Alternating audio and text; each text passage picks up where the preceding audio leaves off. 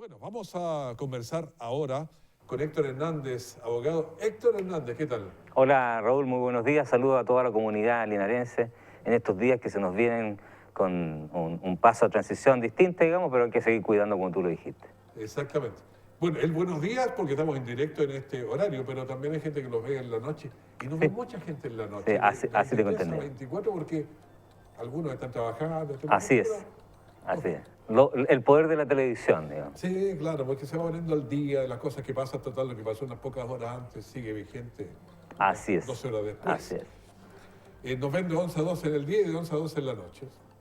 Excelente horario. Sí, pero ¿qué te parece este paso a la fase 2? Bueno, siempre con la prevención de mantener el cuidado, digamos, porque tal como lo conversábamos al principio, se podrán abrir, digamos, las restricciones, pero si te enfermas y tu organismo no está preparado, te vas a morir igual. Así es que hay que mantener siempre esas prevenciones, hay que cuidarse, hay que seguir los protocolos y hacer de esta transición, digamos, un proceso responsable. La idea es que mantengamos la salud, digamos. Yo creo que por ahí está el asunto, porque uno podría rebelarse y salir a la calle y todo, pero se contagia, se muere. Así es. O se enferma, la intubación y todo este problema. Y organismos reaccionan cada uno diferente. Tú viste lo que pasó con este ciclista Mancilla, de 30 años, una persona que aparentemente no debía haber tenido ningún problema y falleció lamentablemente igual, digamos.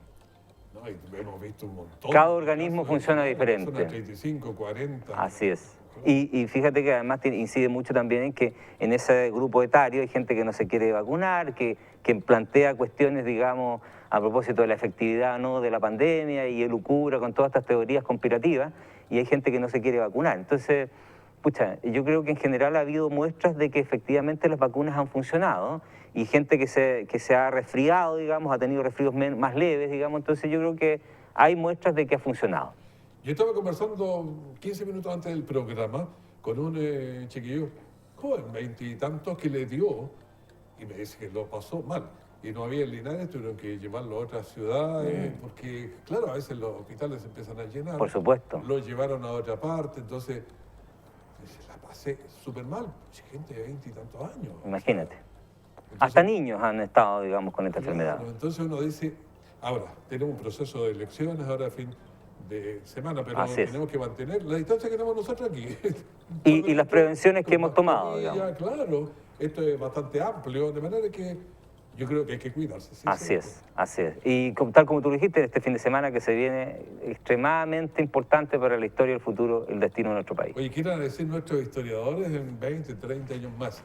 Había una pandemia brutal, pero la gente igual desafió porque había que elegir constituyente, una cosa que no se ha elegido nunca. Nunca. Conversemos de eso, ¿te parece? Tú, abogado, eres facultativo, claro. Haces clases de eso. Claro, de temas más, derecho de agua en general, derecho público, pero sí. Público, un montón de cosas. Así es. Sí. Yo creo que es un tema apasionante, digamos, no solo por la responsabilidad cívica que debemos tener todos, yo creo que eso debería cruzar todo, digamos, la sociedad en general, digamos, así como te preocupa a ti, como lo decía el otro día en un programa, así como te preocupa lo que sucede dentro de tu hogar, tu casa, también te tiene que preocupar lo que pasa en tu casa mayor, la más grande, que es tu ciudad, pero finalmente en tu gran casa, que es tu país, digamos. Es una cuestión que va increciendo y va escalando en las responsabilidades que todos tenemos. Y por cierto, este proceso que vamos a vivir el fin de semana, que es absolutamente inédito, por varias cosas que los podemos comentar, pero vamos por eso. Pero lo primero que tú lo decías es porque primero es una elección de varias elecciones. Es una mega elección, son 4 elecciones, son 4 votos distintos que vamos a emitir ese día. Concejales, alcaldes en el ámbito local absolutamente. Lo tradicional, que eso lo teníamos. Lo tradicional que estaba. Y ya luego lo inédito, elección de gobernadores, primera vez, podemos explicar qué es eso, y la elección de los constituyentes, que son estas personas o delegados constitucionales que van a redactar esta nueva constitución que el país decidió en un plebiscito allá en abril, ¿cierto?, que debíamos darnos. Es inédito por eso, primero, porque es una mega elección, pero ya yendo a lo específico, es inédito porque es la primera vez en la historia de Chile, de las 3 grandes constituciones que hemos tenido, la de 1833, la de 1925 y la de 1980, si bien hubo antes del 33 un periodo de 8, 9, entre reglamentos, decretos supremos, estábamos elaborando todo, es la primera vez que ese texto se elabora por la ciudadanía en general.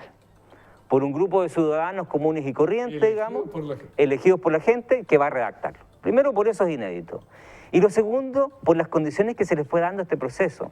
Porque tú lo recordarás y lo conversamos en algún minuto, es la primera vez en la historia y es único en todos los procesos mundiales, nunca se había hecho, que va a existir paridad de género. Paridad de género. Lo que quiere decir que va a ser elegida la misma cantidad de hombres y mujeres y finalmente, por darte un ejemplo, todas las listas, cuando usted vaya a votar y vea los votos, todas van a ser encabezadas por una mujer. Mira lo que te estoy contando, una cuestión simbólica del voto, pero el primer nombre que va a aparecer ahí va a ser el de una mujer. Entonces, ahí hay cosas inéditas. Y además de inédito, tiene otras dos situaciones, es que por primera vez va a haber un padrón específico para los pueblos originarios. ¿Ya? El voto verde. El voto verde, donde a ti te van a pasar, si tú estás dentro de esa nómina, porque va a haber un padrón paralelo, te van a decir, usted tiene derecho a votar por un constituyente, un escaño reservado, digamos, por ser, digamos, perteneciente a un pueblo originario. Y por último también, tan relevante como esto, pero que quizás quedó un poquito más al debe, es la participación en mejores condiciones de los independientes, que pudieron presentar listas. Un poquito al final. Se arregló un poquito, pero no tanto, digamos. tanto, ya. Porque se les bajó el nivel de exigencia para obtener los votos necesarios para inscribirse, pero todavía quedó ahí un poquito al debe en participación, en los programas, digamos, en difusión, etcétera. Pero son relevantes igual. Todos esos aspectos lo hacen inédito, un proceso inédito. Bueno, súper interesante. Ahora, lo que no está muy dicho, que es el caso del gobernador que puede haber segunda vuelta. Así es. ¿Y por qué es tan relevante el caso del gobernador? A ver, expliquémosle a la gente para que entienda este concepto del gobernador regional, digamos. Chile es un país unitario. ¿Ya? ¿Qué quiere decir eso? Que estamos dirigidos por un mismo conjunto de leyes a lo largo de todo el país y por una única autoridad ejecutiva, que es el presidente de la República. Él es el que dirige todo el país desde el punto de vista administrativo y ejecutivo. Ejecuta las funciones de gobierno, él, Ahora, en todo el país. Para ponerlo, ¿qué países no serían unitarios? Así es. Para mirar. Y esa situación no es igual en todos los países. Aquí al lado, crucemos la frontera, aquí a Malargüe, ¿cierto? San Rafael, Argentina es unitario. Asado, ahí estamos. Vamos a comer un buen asado. Pero después tú saltas a Brasil, también Argentina es federal, Brasil es federal, México es federal, Estados Unidos, que es el caso más clásico, es federalismo. Y en general en Latinoamérica los otros son unitarios. Perú, Bolivia es unitario, Colombia, Venezuela, etc. En Europa cambia un poquito la figura porque en Europa tenemos un sistema entre comillas medio mixto que es lo llamado sistemas regionalistas o de autonomías. España, por ejemplo, si bien no es federal, tiene autonomías. ¿Sí? Italia también, Alemania también. Se rigen también por una sola autoridad, pero tienen ciertas autonomías en cada provincia, región o land, que son en Alemania los lugares como se dividen las tierras. Pero en el caso chileno somos unitarios. Y esta elección de gobernadores marca la pauta de la excepcionalidad del cambio del sistema, porque ahora por primera vez vamos a tener una autoridad regional, va a ser como el presidente de nuestra región. Elegido democráticamente. Elegido democráticamente en voto popular, soberano, secreto, que va a dirigir, entre comillas, los destinos de nuestra región. Ahora, ¿qué pasa cuando va a pasar en muchas regiones donde el regional no es del mismo partido ni nada con el otro? Espero que conversen algo, que no sea muy... Mira, eso es súper interesante y yo creo que está bien. Fíjate por qué. Porque finalmente las fuerzas políticas necesitan contrapesos. Las democracias se generan a través de los acuerdos. Y para que haya acuerdo tienen que haber diferencias de opiniones. Es ahí donde surge la riqueza de los procesos, porque si tú tienes solo una idea política, como ocurría por ejemplo con los fascismos, que tenían una sola idea política, y no hay disparidad de opiniones, como existen muchos países que viven en esas dictaduras, la verdad que se transforman, como lo decíamos, en dictadura, o sea, una sola idea. Claro, pero cuando hay disparidad de opiniones... Aclaremos un poquito el término fascista, porque realmente le dicen facho, le dicen... Pero, ¿cuáles serían las esencias? ¿Qué es el fascismo finalmente? No voy a hacer una cátedra de eso, No, pero se refiere básicamente que hay una ideología única que pretende sobreponerse sobre toda otra ideología. El caso más evidente es el del fascismo italiano, digamos. Pero en general se habla de fascismo en términos generales cuando hay una sola ideología que se pretende imponer por sobre todas las otras opiniones. No acepta opiniones discordantes. El nazismo, siendo, digamos, un propio modelo, se dice que finalmente tenía una vertiente fascista. Pero también se ha dicho de los comunismos antiguos, digamos, que también tienen... Porque, ¿qué es lo que pretenden finalmente? Una sola idea manda, una sola idea es la verdad. Y en general todas las dictaduras, de izquierda o de derecha, tiene finalmente este componente de atribuirse todo el poder y la verdad y la única verdad. Claro. ¿Entiendes? Entonces, para entender esa idea, digamos, cuando las democracias funcionan, cuando hay disparidad de opiniones y se genera el acuerdo. Ahí se genera el avance de la sociedad. Hay que digamos. empezar a respetar al otro. Claro. La dignidad que hemos hablado. Entonces, que puedan haber situaciones como la que tú me planteas, por supuesto que va a generar encono, va a generar fricciones, pero es obligación de los políticos, y por eso los estamos eligiendo, que se pongan de acuerdo, por el bienestar de la sociedad que están representando. ¿Ah? Porque evidentemente un político que es elegido gobernador no puede ir en contra absoluto del presidente, porque él tiene que entender que está no su interés personal, sino que el interés de esa comunidad a cual lo votaron y por cual fue elegido. Por eso es que hay que aprender a elegir también. De repente no sabemos qué va a pasar en el próximo presidente de la República, entonces ¿cómo va a ser? Así es, y ese es el juego de la democracia. Claro. Y los contrapesos sirven. Fíjate que las naciones que en el mundo se han desarrollado correctamente, con democracias sólidas, son precisamente aquellos donde existen básicamente dos grandes fuerzas políticas, pero que se generan contrapesos. Por una parte uno gana el Congreso, el otro gana el Ejecutivo. Por una parte están los gobernadores de un signo o color político y el alcalde de otro. Entonces, esa demostración también es una sabiduría popular, porque somos nosotros los que finalmente elegimos de un color y después de otro color. Y ahí se produce lo que se llama el voto cruzado, digamos, porque por una parte una persona te puede decir, yo voy a votar por un gobernador de izquierda, por ejemplo, pero el presidente voy a votar de derecha. Entonces tú le dices, ¿cómo explicas esa dicotomía? Hay una especie de sabiduría popular ahí, de hacer el contrapeso, no entregarle todo a uno, digamos. Pero fíjate que yo conversando ahora para esta elección, hay gente que me dice, a ver, en el fondo tengo 2 de derecha y 2 de izquierda. O sea, yo creo que es poco el que tiene, bueno, toda una línea, digamos. Militante llamado. Sí, pero sí. la gente promedio Así es. tiene un cruce de cosas así increíbles. Así es. Y es bueno insistir, esto es como expresión de la sabiduría popular, digamos, de que la gente ha logrado en esta sociedad chilena ir desarrollando ese concepto de democracia.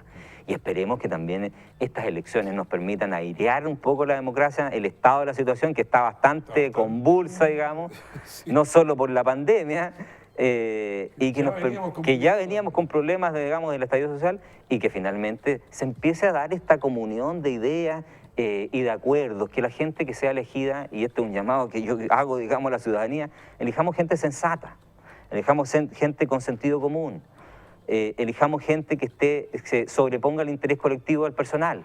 Cuando vayamos a votar, pensemos en eso, y pensemos que eso nos va a beneficiar no solo a nosotros, sino que a las generaciones futuras.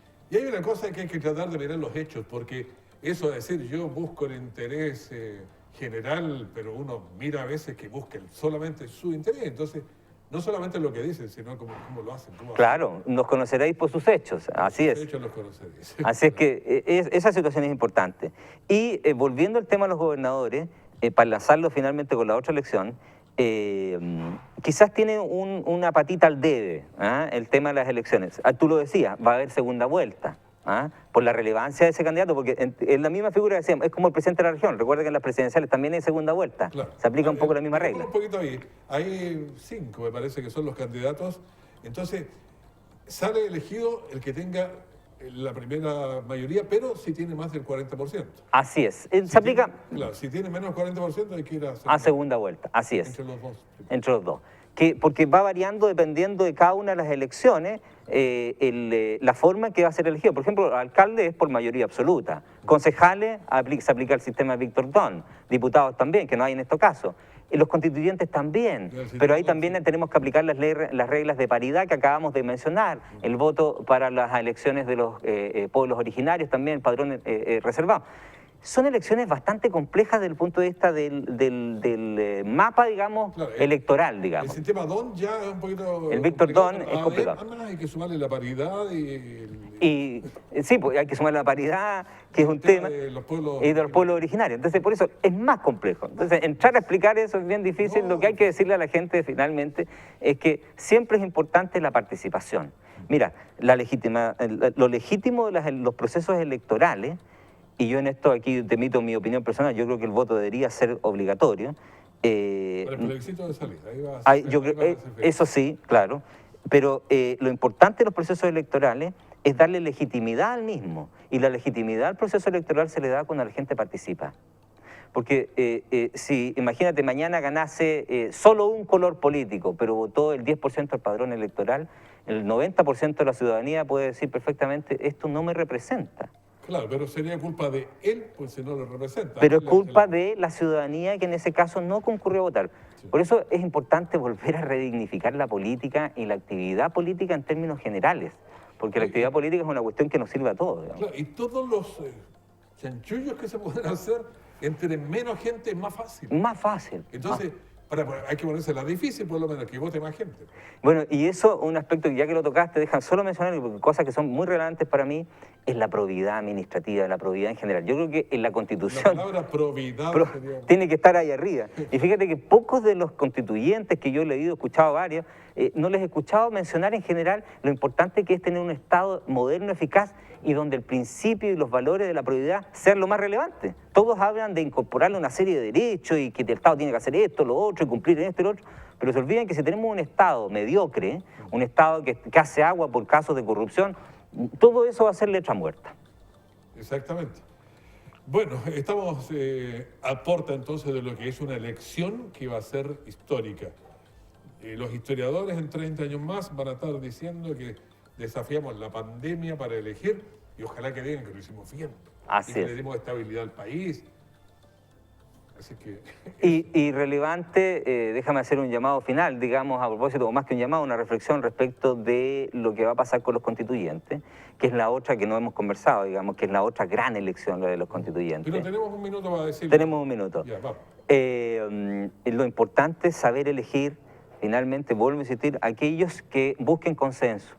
Porque el proceso constitucional, mire, les digo una cosa, si elegimos gente que esté muy sesgada con una idea específica y no hay acuerdo, lo que va a ocurrir finalmente es que si ese proyecto constitucional no llega a buen puerto, a nosotros nos van a preguntar en el plebiscito de salida, va a haber un plebiscito de salida ahí, si nos gustó este proyecto que elaboraron o... Si no nos gustó, se mantiene la misma Constitución. Vuelve, o sea, trabajemos tanto... Y perdimos durante 2 o 3 años, con todo lo que significa económico, social, la incertidumbre, todo lo que pudo haberse logrado. Entonces, seamos sensatos a la hora de elegir y ese es el llamado que hago finalmente a la ciudadanía, que concurra, que vaya masivamente a votar, cuidándose, haciendo las prevenciones respectivas, porque el bicho de la pandemia está ahí, para darle legitimidad al proceso, pero que también sean conscientes en elegir gente con sentido común, sopesado y que mire al interés colectivo más que el individual. Bueno, detrás de esa mascarilla está Héctor Hernández, entonces, abogado linarense. Oye, ¿cuánto más?